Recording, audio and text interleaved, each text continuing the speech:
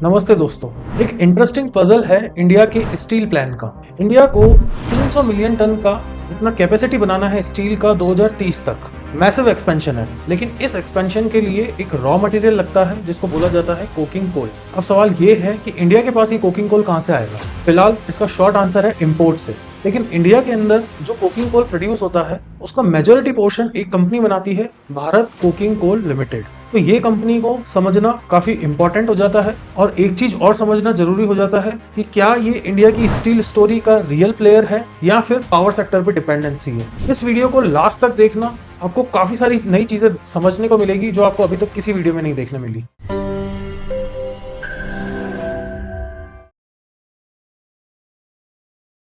पहले ये समझते हैं कि कोकिंग कोल होता क्या है। देखो, जो स्टील बनता है वो बनता है ब्लास्ट फर्नेस से। अब जो ब्लास्ट फर्नेस होता है उसमें नॉर्मल कोल काम नहीं आता, उसके लिए लगता है कोकिंग कोल, वो भी हाई ग्रेड और स्पेशल प्रॉपर्टीज के रिक्वायरमेंट्स के साथ। दुनिया में कोकिंग कोल लिमिटेड सोर्सेज से अवेलेबल है। ऑस्ट्रेलिया सबसे बड़ा प्रोड्यूसर है कोकिंग कोल का ग्लोबली, उसके बाद में कनाडा, यूएस एंड इंडिया। तो इंडिया का जो कोकिंग कोल प्रोड्यूस होता है उसका approximately more than 50% coking coal Bharat coking coal limited बनाता है। लार्जेस्ट डोमेस्टिक प्लेयर है। लेकिन एक चीज समझना यहाँ पे ये जरूरी हो जाता है कि जो इंडिया का स्टील इंडस्ट्री है वो अपना 70% रफली 70% सप्लाई ऑस्ट्रेलिया और कनाडा से फुलफिल करता है। तो इंडिया का जो ये बीसीसीएल है वो डोमेस्टिक लॉयन है, एक तरह से डोमेस्टिक शेयर है अपनी इस इंडस्ट्री का, कोकिंग कोल इंडस्ट्री का। बट इंडिया की जो स्टील इंडस्ट्री की सप्लाई है वो 70% इम्पोर्ट से फुलफिल हो रही है। बात समझने की ये है कि ये एक स्ट्रेटेजिक असेट है बट नॉट एब्सोल्यूट नेसेसिटी। अब यहाँ पर हम लोग बीसीसीएल का बिजनेस मॉडल समझ लेते हैं।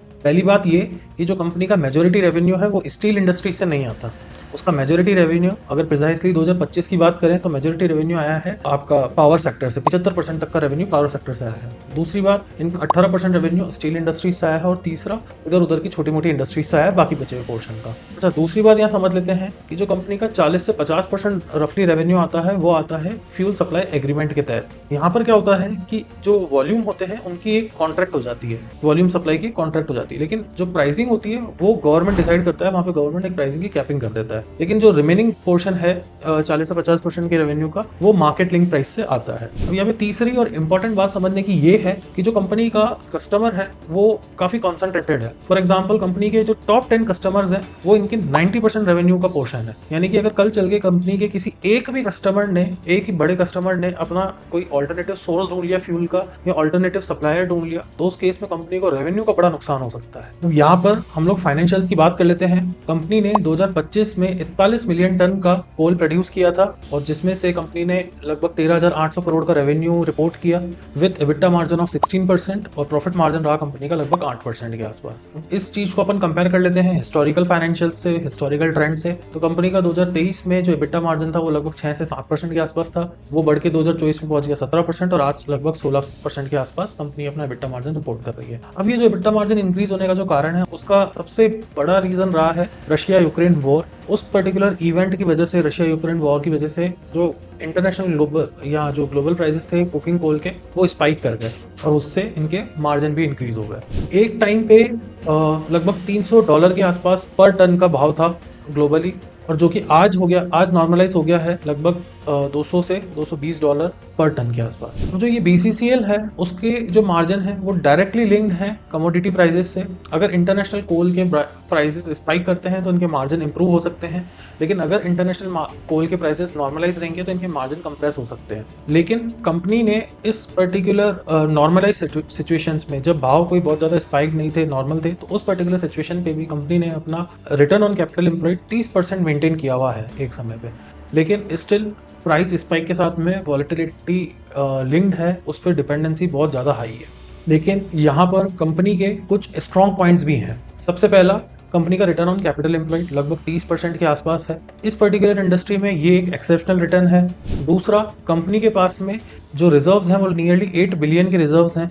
8 बिलियन टन के रिजर्व्स आज के रेट में पड़े हैं। अगर करंट एक्सट्रैक्शन रेट को अगर समझें तो इनके पास में काफी सालों का रनवे पड़ा है। तीसरा जो कंपनी की स्ट्रेंथ है वो ये है कि कंपनी के पास में 2025 तक तो जीरो डेट था, कोई लॉन्ग टर्म बोरिंग नहीं थी। हाँ, रिसेंटली कंपनी ने कुछ बोरिंग्स ली है, लेकिन स्टिल कंपनी का जो लिक्विडिटी पोजीशन है वो काफ़ी स्ट्रांग है, काफ़ी दिखने में सही है। उसके बाद में अगर चौथी बात करें तो कंपनी गवर्नमेंट बैक्ड है। गवर्नमेंट रेगुलरली फोकस कर रही है अपना प्रोडक्शन इंक्रीज करने के प्रति इस पर्टिकुलर एलिमेंट के लिए, कोकिंग कोल के लिए 2030 तक। अब यहाँ पर हम लोग आईपीओ स्ट्रक्चर और उसके वैल्यूएशंस की बात कर लेते हैं। आईपीओ की अगर बात करें तो ये प्योर डिसइन्वेस्टमेंट है, यहाँ पे गवर्नमेंट अपना स्टेक सेल कर रही है। अगर वैल्यूएशन पॉइंट ऑफ व्यू को समझना है तो अगर अपन इसका ईवी बाय एबिटा मल्टीपल देखें तो कंपनी का current EV by EBITDA nearly 4 times का है। इसको कंपेयर करें ग्लोबल कंपनी से, जो ग्लोबली कंपनी ट्रेड करती हैं, उनका EV by EBITDA nearly 5 to 6 times का है। तो इस पॉइंट ऑफ व्यू से कंपनी बहुत ज्यादा महंगी नजर नहीं आ रही है। दूसरा, कंपनी का जो प्राइस टू अर्निंग रेशियो है वो नियरली 9 टाइम्स का है, अगेन नॉट एक्सपेंसिव। अगर फेयर मार्केट वैल्यू को समझें एज पर ब्रोकर रिपोर्ट या फिर ग्रे मार्केट प्रीमियम को देखें तो कंपनी की जो फेयर वैल्यू बैठ रही है वो नियरली 35 के आसपास की बैठ रही है, यानी कि कंपनी की अपर बैंड से 40 से 50% का गेन। लेकिन ये जो फेयर वैल्यू एस्टिमेशन है ये दो क्रिटिकल पॉइंट ऑफ व्यू से ड्राइव हो रहे हैं। पहला चीज कमोडिटी के स्टेबल प्राइसेस, दूसरा आरओसी सस्टेनेबिलिटी। ये चीज़ें इतनी इंपॉर्टेंट इसलिए हो जाती है क्योंकि जो फेयर वैल्यू के जो एस्टिमेट्स हैं वो बैठे हैं कमोडिटी प्राइसिंग को मानते हुए $200 से $230 पर टन के हिसाब से। लेकिन अगर वहाँ से कमोडिटी के प्राइसेस अगर नीचे की तरफ चल जाते हैं ग्लोबली तो इनके मार्जिन स्क्वीज हो सकते हैं और फिर फेयर एस्टिमेट भी चेंज हो सकता है। अब यहाँ पे साथ ही अपन रिस्क की बात भी कवर कर लेते हैं। पहला रिस्क जो अभी हम बात खत्म करके आए हैं, कमोडिटी प्राइसिंग की स्टेबिलिटी। कमोडिटी की प्राइसिंग की स्टेबिलिटी रहना बहुत जरूरी है, तो कंपनी के जो मार्जिन है वो स्क्वीज हो सकते हैं। दूसरा जो रिस्क है वो सबसे इंपॉर्टेंट रिस्क है, कंपनी का जो कस्टमर पे कॉन्सेंट्रेशन है वो। कंपनी का जो 90% रेवेन्यू है वो सिर्फ 10% कस्टमर होल्ड करते हैं। तो अगर एक कस्टमर को कोई ऑल्टरनेटिव एनर्जी का सोर्स मिल जाता है, क्योंकि रिन्यूएबल एनर्जी या दूसरे एनर्जी सोर्सेज की बात चली रही है, या कोई ऑल्टरनेटिव सप्लायर मिल जाता है अपनी कुकिंग कोल रिक्वायरमेंट के लिए, वहाँ पे कंपनी को रेवेन्यू का बड़ा नुकसान हो सकता है। तीसरा रिस्क है लॉन्ग टर्म एनर्जी का ट्रांजिशन। हाइड्रोजन एनर्जी की बातें चल रही हैं ग्लोबली, उसके अलावा इलेक्ट्रिक आर्क फर्नेस की बातें चल रही हैं, उसका अडॉप्शन तेजी से बढ़ रहा है इंडिया में, ग्लोबली। और अगर इन दोनों चीज़ों की बात करें, इन दोनों एनर्जीज की बात करें तो इनका टारगेट है 30 से या 40 से 50% तक स्टील इंडस्ट्री के प्रोडक्शन को कैप्चर करना, और ये आने वाले 15 से 20 सालों का टारगेट है। तो लॉन्ग टर्म में स्ट्रक्चरली कोकिंग कोल की डिमांड हो सकता है खत्म हो जाए या डिक्लाइन हो जाए। और चौथा रिस्क है ऑपरेशनल एग्जीक्यूशन। माइनिंग के साथ में या जो माइनिंग बिजनेस होता है उसके साथ में ये रिस्क हमेशा एसोसिएटेड होता है, क्योंकि उनकी लॉजिस्टिक्स जो होती है वो बॉटलनेक होती है। अगर ये लोग अपना माल रेलवे के थ्रू भेजते हैं और रेलवे की जो माल ढोने की कैपेसिटी है उसकी एक सीमा होती है, वो एक लिमिट तक माल कैप्चर कर सकते हैं। और उसके अलावा एनवायरमेंटल कंप्लाइंस और वेदर कंडीशन, ये भी कुछ रिस्क हैं जो प्रोडक्शन को स्लो डाउन कर सकते हैं। तो यहाँ पे बॉटम लाइन की बात कर लेते हैं, कंक्लूजन की बात कर लेते हैं। देखो, पहली चीज, स्ट्रेटेजिकली कंपनी बड़ी इंपॉर्टेंट है। उसके अलावा कंपनी के जो मार्जिन है वो काफी स्ट्रांग है नॉर्मलाइज एनवायरनमेंट में भी। और तीसरा, कंपनी का जो गवर्नमेंट है उससे सपोर्ट काफी है, कंपनी गवर्नमेंट बैक्ड है। लेकिन यहाँ पर कुछ चीजें हैं, कुछ रिस्क हैं, जैसे कि कंपनी का कस्टमर कंसंट्रेशन ज्यादा है, उसके अलावा कंपनी की पावर सेक्टर पे डिपेंडेंसी ज्यादा है, और फाइनली लॉन्ग टर्म ट्रांजिशन हो रहा है एनर्जी सेक्टर में, तो वो एक सबसे बड़ा क्वेश्चन मार्क है। अब बात कर लेते हैं कि ये कंपनी किस कैटेगरी इन्वेस्टर्स के फ्रेम में आनी चाहिए अपनी किसी भी प्रकार के डिसाइडिंग फैक्टर लेने के लिए।